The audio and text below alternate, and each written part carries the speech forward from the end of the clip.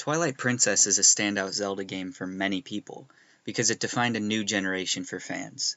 Recently I played it through again, and there are many things I didn't notice the first time that caught my attention. There's this idea of what makes a Zelda game great.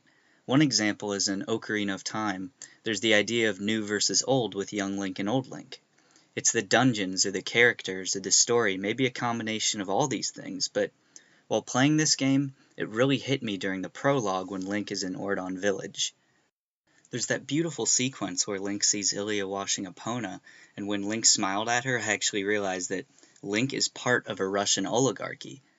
And I don't mean like Link is from Russia, even though I wouldn't be surprised since Nintendo's been looking for a way to repay Russian animators for their work on the CDI games, and that's totally understandable. But Russian oligarchs would label wealthy businessmen of high influence when they would become rich during the era of Russian privatization.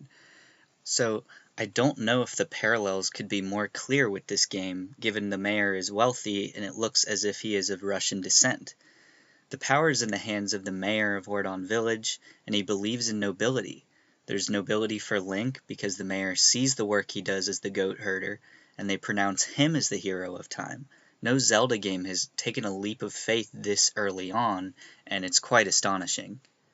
Just by that one location, there was so much to be said for the characters and the story, the action, the drama, this economical crisis that these characters find themselves in. But when Ilia gets stolen, things really took a turn because it cuts to this dystopian prison, and this was the second most pivotal part of the game I found. And I didn't get this the first playthrough, but you realize that this entire Ordon Village prologue was just a dream inside of this new wolf character that we meet and play as. He thought he was a human with the life as a goat herder, but it was just a figment of his imagination, or at least I believe the wolf is a he. I can't be certain about the gender, but you see Midna sort of tease him and make fun of him, and when he wakes up, and this is where the game first has a bit of humor.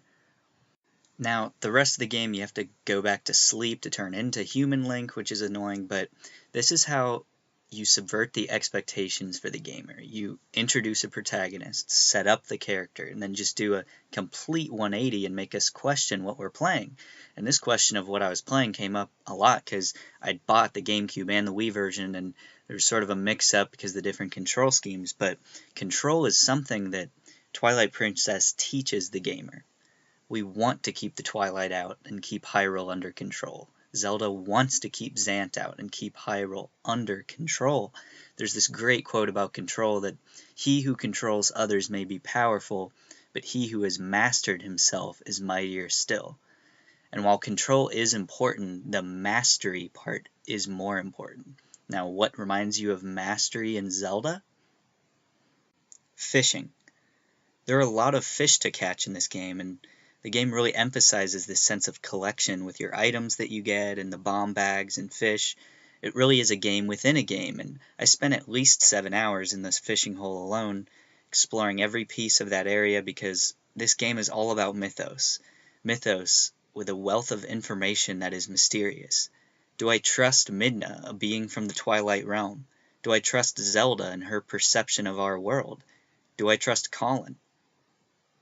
I think that's what's great about the game's cover art, because it shows you that this idea of not knowing who to trust, we as gamers just expect to play as Link because it's another Zelda game, but instead we play as some wolf from the wilderness, someone who is just a part of this world who never got to be acknowledged for what they truly are.